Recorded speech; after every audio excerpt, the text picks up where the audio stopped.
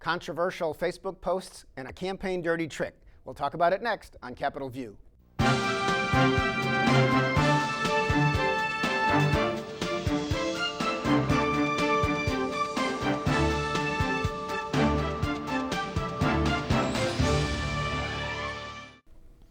Welcome to Capitol View, the program where we talk about state issues, sometimes federal issues, and how they just might affect your life. I'm Bernie Schoenberg from the State Journal-Register.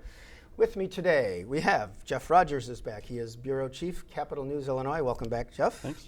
And Dave Dahl is here again, reporter for WTAX in Springfield. Dave, thank you for being here when you get up so early in the morning. It's all right. It's a labor of love. Well, we may be talking about labor of love, but there's been a little controversy in Illinois in the past week. So over the previous weekend, it came out that there was the Illinois Republican County Chairman's Association on its Facebook page had posted a picture of 4 freshman members of Congress, all women of color, Rashida Tlaib, Alexandria Ocasio-Cortez, Ilhan Omar, and Ayanna Pressley, all of whom had been basically attacked by They're the President. 4 who need to go back where they came from. Well, or go back and make your countries, better before you complain about ours. According to President Trump in a tweet, there's been some question of, as he says, did he mean it or not? 3 of them are actually born in America. 1 of them came over as a refugee from Somalia. Anyway, there was a poster that called them the Jihad Squad. This generated great consternation. It was up for, I think, at least a day and a half. Until Tim Schneider, the chairman of the Republican Party of Illinois, said that's a terrible thing, it should come down. Mark Shaw, the head of Lake County GOP, and who runs as president of the association that actually had it on its website, said he didn't know about it right away. Terrible thing, take it down. Then it came out that Kankakee County Democrats had posted something that looked like a KKK hood in red, but it said "Make America Hate Again" on it. And that post said, what's the difference between a Klan hood and a MAGA hat? The Klan hood was made in America. There's some question of the accuracy of their attack on those who make America Great Again hats, a la Trump. Anyway, and then ultimately the Kankakee County Democratic Chairman John Willard initially said it was talking about hypocrisy from the Trump side, then did post on Facebook an apology. Where has our politics gone, Jeff Rogers? Well, it's obviously gone. Mr. Rogers, you should tell us about how to be nicer in the neighborhood. Wow, yeah. I mean, it's ugly, and it's 15 months before the election, so I think we better buckle up because it's going to be a long and kind of ugly ride, I think. But in both cases, it feels like you wonder what they're thinking when they post Jihad Squad or the Make America Hate Again post, because you know they're offensive. And I don't know how a normal person doesn't look at either one of those and see how they're offensive and understand what kind of backlash that's going to cause. But maybe in our current political environment, that's what they want. I'm not quite sure. Dave, where is this all coming from? Well, I think anything goes, and you could say it's happened since the president emerged as a serious candidate this time. It's been going on for the last 3 years or so, and it's more anything goes than ever. And I mean, they look to me to be just a couple of dumb posts more than anything else. Maybe I'm too cynical to be offended by it. But other people are certainly offended by it, and these posts are being castigated. And of course, the people at the top knew nothing about it. It was it was somebody else who happened to have the Facebook password to post as we do this program, I don't think it's ever been said who within the Republican County Chairman's Association posted this. Mark Shaw said, was quoted as saying that there are like 5 people who have the opportunity to post, and there's a chain of command, but they have to figure out maybe a better way to vet what goes on their website. Both of those are just dumb things. Or their Facebook dumb page. things to energize their respective bases. Yeah. What was interesting, I was alerted to this by a coworker of mine on Saturday afternoon, I think it was, a week ago. And when I looked online, and on Facebook, you can just have open posting of comments. There were more than 400 comments. I think I saw one that might have been like, oh, this is fine, or look at these dumb, but everything else was, I used to be, and certainly that was a statewide organization. I used to be a Republican, this is why I'm not anymore, and are you people crazy, what are you doing? And it was just this barrage of anti. Now, you don't get that in all places, and I have to say that the Republicans were I don't know if you'd call it lucky to find that the Kankakee County Democrats had been distasteful enough to have somebody post a Klan hooded thing that made it look like Trump supporters. But that got much less, that was only elevated to that level out of one county because of the controversy with what the GOP Chairman's Association had done. Well, it makes you wonder in those. I mean, we all work in places that we've got business Facebook pages, and yeah, we've got multiple people who handle those and can administer those, but when you get comments like that and they're coming in a barrage, you're aware of it. And also, administrators are always aware, or at least should be aware, of what's posted on those. I mean, at the newspaper that I worked at before being here, I didn't do most of the postings, but I knew everything that was posted on it. That's just sort of a natural thing. So even if you didn't post it, to say that you didn't know it was there, I think is a little disingenuous. Probably a lot. Well, we'll have to see what goes on. We're only, I guess, a couple weeks away from the state fair. We're going to have the Democratic and Republican days. We're going to see how nice or vicious people can be. And I don't know if this helps set a tone or if it helps people, everybody talks about civility, but then this happens.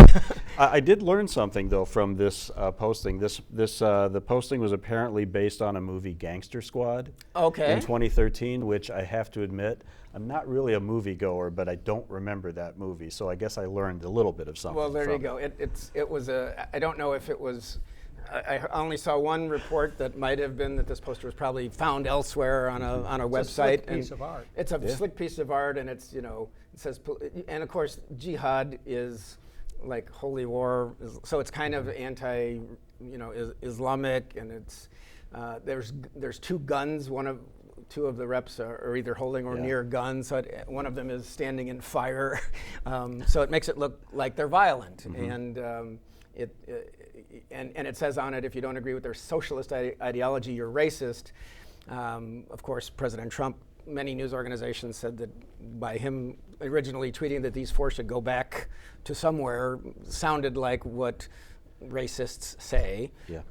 And so, Trump, of course, says there's not a racist bone in his body. So we're in the middle of this very low-level argument that will continue. It's a state fair week coming up, by the way, that will feature Speaker Pelosi. That's at right. The Democratic Governor's Day brunch. And it was actually Speaker Pelosi who was having a fight with these four members that got President Trump to do the original tweet, because she at one point said something like they only represent their 4 votes. They, of course, said they represent all of their constituents, hundreds of thousands of people, because she is trying to make sure that the Democratic Party is not, the face of the Democratic Party is not the people who are on the far left side of the spectrum, the progressives, the liberals, whereas President Trump, by picking up this story, wants to make these 4 the face of the party, even though Pelosi says we are much more of a big tent. So it will be very interesting as she comes to town. And as a transition here, there's one person in the Springfield area, he's actually from Taylorville, who often speaks of Nancy Pelosi. That would be Rodney Davis. Rodney Davis is a member of Congress.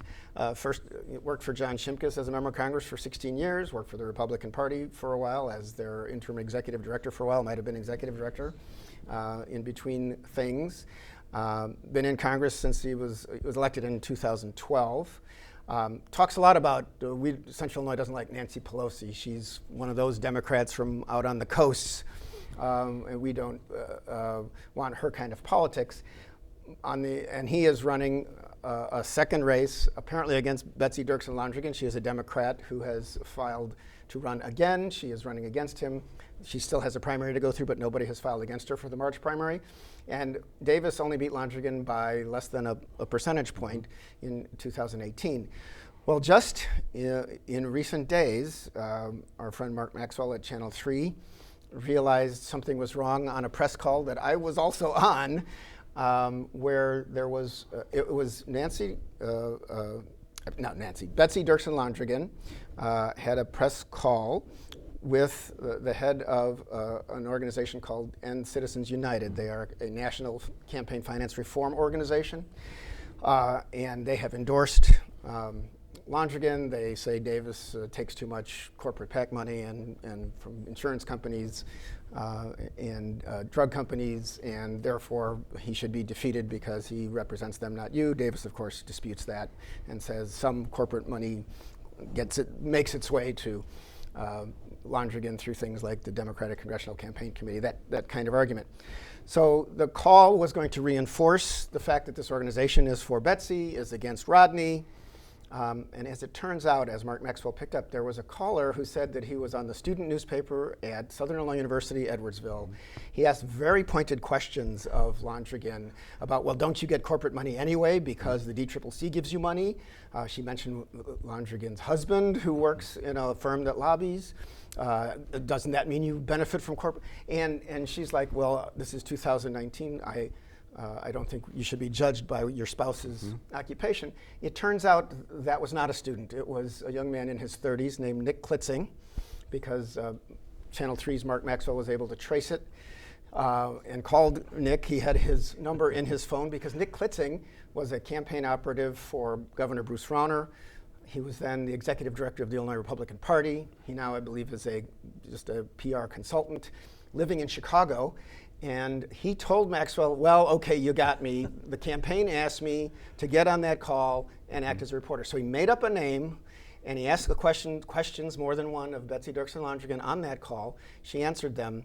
What do we think of this? This is, of course, being called out as a campaign dirty trick. It's clearly a dirty trick. It's also one of those that, again, you have to think, what were they thinking? I mean, if you're going to do that, I guess maybe you find somebody who has a little bit lesser of a profile with the other journalists who are going to be in on the call.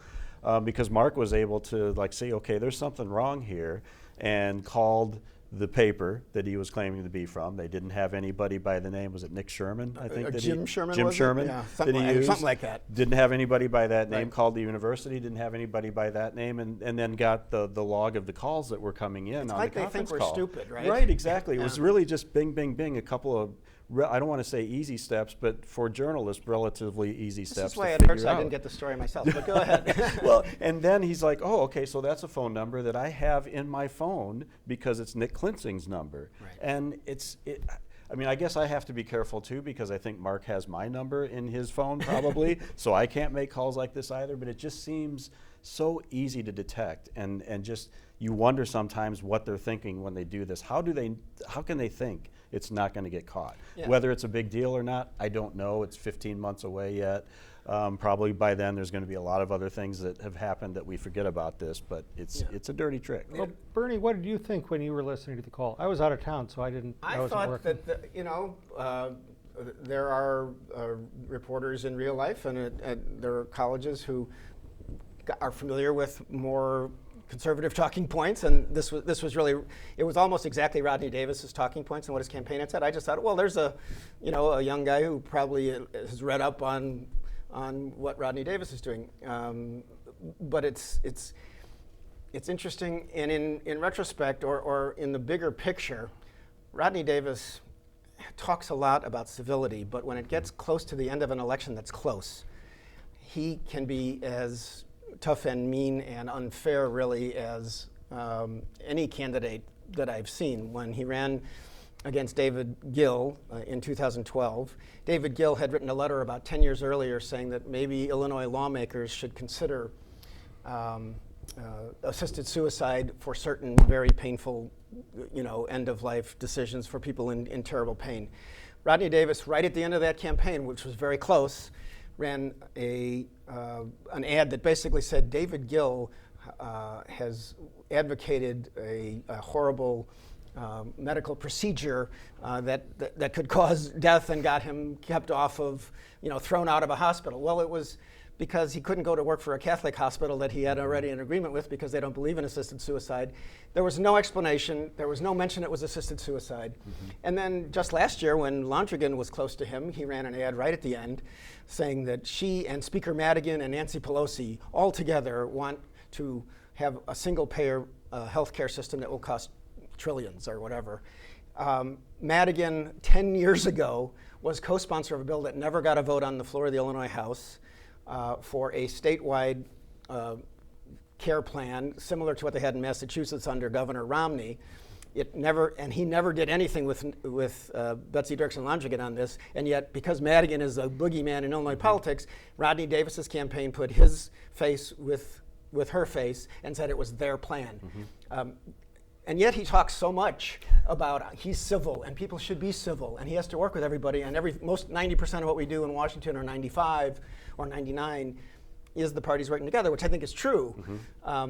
But then why do stuff like this? Although I can't say he did this, but it's clear that his people did this. Yeah, I mean, I guess it's not clear that he knew that this was going on, but I mean, you can draw your own conclusions to that. This is the time and during the campaigns when everybody's saying that they're civil and they want a civil discussion about the issues, and then as it gets a little bit later in the season, the true colors kind of come through. But it seems like that stuff pays off, because generally people who run those kinds of campaigns seem to be winning lately.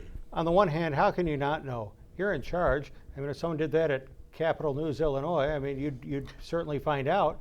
Or you have plausible deniability where, oh, no one talked to me about that, I didn't approve that.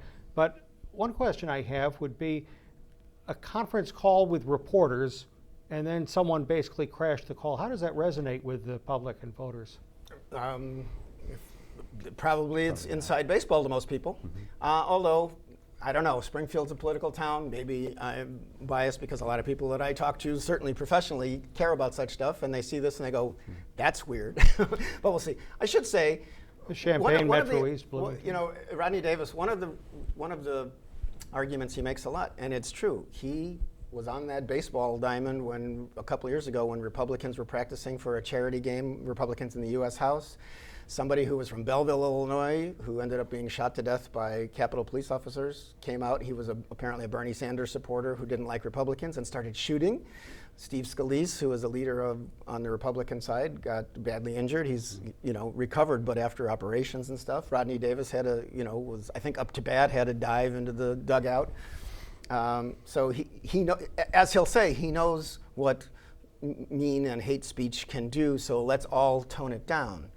Again, do as you try to make sure your campaign does as you say. Sure. So we'll see where it goes. And that's the second time his campaign has, done something goofy. Where it was last year that someone stalked a Londrigan event and got drunk and disorderly, and it turned out to be one of his people. Yeah, it was a field organizer for him who ended up pleading guilty to disorderly conduct. But he was going around a Londrigan fundraiser, going up to people, including her husband, putting his phone in their face with it on, tell me, why, looking for conflict, looking for controversial statements. Again with the husband.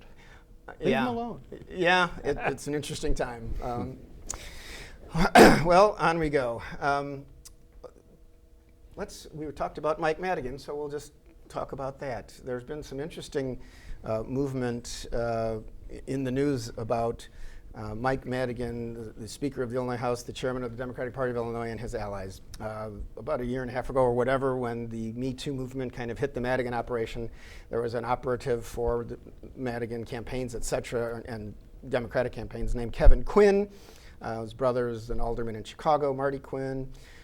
He was fired because there had been someone on staff, the campaign staff named Elena Hampton, who claimed that Marty Quinn kept bothering her, sending her texts, wanting to go out. She didn't want to. He didn't leave her alone. And Madigan fired him and said, that's it. Now it comes out, I think it was the Tribune and perhaps another publication, and that various people who are close to Madigan, also some who are lobbyists for Commonwealth Edison and one for Ameren, each sent either them or their companies or their spouses sent $1,000 checks to Kevin Quinn, who is going through a divorce and apparently needed money. We don't know exactly what this means yet, but this looks like, is ComEd or working with this? It just brings in a lot of power players in Illinois. One of the people who apparently his wife sent $1,000 to Kevin Quinn, according to the story, was Mike McLean. He's a former state representative from Springfield, became a lobbyist for, I believe, many different things. Stepped back, kind of retired within the last couple of years, but always very close to Mike Madigan. Nice guy from Quincy. So what does this mean, Dave Dahl? Well, it would appear that, number one, someone close to Mike Madigan did not want to see a destitute Kevin Quinn but also they seem to be, the feds seem to be circling closer around Madigan. When it was just Quinn being investigated, I thought, well, maybe Quinn has, other connections or something that isn't necessarily about Madigan. And others were quicker than I was to say, oh, it's got to be about Madigan. But now it appears there's less and less doubt that the feds either think they have something on him or they want to have something on him. The question is what? Yeah. Well, I guess this is only a matter of speculation at this point. Nobody's charged. We'll see what happens. There have been. It's just an interesting thing. For Madigan has been kind of the focus of so much investigation over the years. I remember big newspaper stories in Chicago about everything his law firm does, and there's never been anything close to anything criminal that has come out of any of those close looks at a person who wields a lot of power. He's not dumb enough to do that, but then neither was Alderman Burke. We'll find out who is now indicted for apparently trying to get business for his law firm from somebody who wanted a zoning change, if I recall. Well, Jeff, speaking of the Trib, they did an analysis. Our own, formerly of the State Journal Register, Dan Petrola did the story, I think, an analysis that shows what would happen if the new tax rates under a progressive income tax in Illinois would take effect. You want to kind of give some of the revelations there? Yeah, I mean, essentially what that showed is that I think it was 85% is the number of people who would see the higher tax because of that come from Chicago and its 5 collar counties, which isn't necessarily a surprise when you think about the money, the income that's in those areas there, but it is a kind of a stark reminder that it's going to be a small portion, a small area of our state that's paying the bulk of that additional tax. I think the number 2 is that it's about 3% of Illinoisans will pay additional tax. Right. And again, the additional tax is supposed to be for anybody making more than $250,000, according to J.B. Pritzker and the Democrats who have passed this plan. Of course, the legislature put on next November 2020 ballot the question, can Illinois come off a flat tax and have a progressive income tax? Then they passed rates, which the Democrats say will only cause higher tax bills to those who make $250,000 or more. The Republicans keep arguing, well, you won't get enough money that way, and they'll have to go back down into people who make less, therefore they're not telling you the truth. On the other hand, the Democrats say you could change tax rates now at a flat rate, and we don't. It's not that easy, and this is what we want to do. Well, and I think an interesting thing with this, too, is how this is going to, and I think Dan wrote about this in his story, how this will impact the 2020 election, because you have some state reps in those districts that flipped Democrats who took GOP seats, and it'll be interesting to see what impact that amendment also being on the ballot will have in 2020, because those were close races, and that might be enough to shift the balance a little bit. Dave, it's actually been a little quieter than usual on, I haven't seen any TV ads lately about the progressive income tax and the jobs tax versus the fair tax. Yeah, they're giving us a break, aren't they? It's about time Summer we break. do. It's about time they do that because we don't get a lot of breaks in this land of continual campaigns. We've also had some new laws coming on the books recently, and Jeff, I think some of your folks have been writing about it. Will be coming a 12-month license suspension if you're caught texting and have an accident in a car that causes great bodily harm. And there are also some food stamp recipients will be able to go to some restaurants if they don't have like a good kitchen and refrigerator, people who are elderly, homeless, or those with disabilities. Right. So the texting and driving thing, I mean, obviously it's been since 2010, I think, that texting and driving has been illegal in Illinois, but there really wasn't a lot of teeth to that law. So what this does is it makes it a moving violation, and then also puts in fines that I think start at $75, $100, goes all the way up to $150 if you've had a 4th violation in a year. A 3rd violation can get you a license suspension, so it's I think that's something. I saw a number. It's like about 15,000 citations in the past year by state police. So this could impact a lot of people, certainly. It could indeed. Yeah. And Dave, on another issue, we've seen some movement among people running for office. Some familiar names. So Jeanne Ives, who ran against Bruce Rauner in the primary and almost beat him in the Republican primary of 2018. She's no longer a state rep because she tried to go for governor, but she is now running for Congress, wants to take on Sean Casten, who's a new Democrat up in Northern Illinois.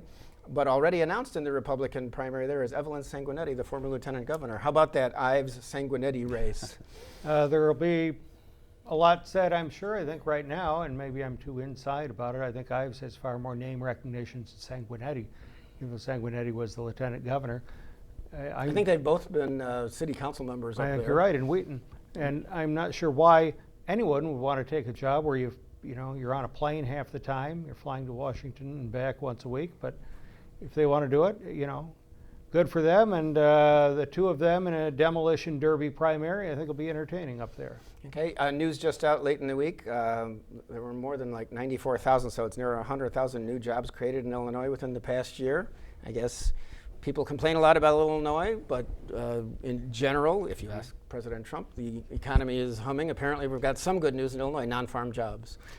Yeah, and I mean, I think we're seeing that nationally. I mean, the jobs are upticking. The question is, are those good jobs? I think that's the question that people have. Are they paying at the level that you would want to have them pay? I mean, there's some good news too from Chicago with Ford adding 450 jobs. So all of that, obviously, good news. Interesting. And Dave, you'll get about the last word in this, but Bruce and Diana Rauner, news has come out, have sold their home in Winnetka for $2.74 million. So up there near New Trier High School, that's one of their homes that they're not going to have anymore. Thoughts on, we haven't seen much of Governor Rauner since he left. Sure haven't. The empty nesters are cutting back. Who knows, maybe they'll buy another one somewhere else. Yes, well, we know. He still has 23 or 24,000 acres in Montana and Wyoming and a nice ranch house Chicago out there. condo. Interesting time, although if you want to talk about governors with means, we have one again who has more means than Bruce Rauner, and that would be J.B. Pritzker. We're going to leave it there today. Jeff Rogers, thank you. Dave Dahl, thank you. I'm Bernie Schoenberg. Thank you for watching, and we'll see you next time on Capitol View.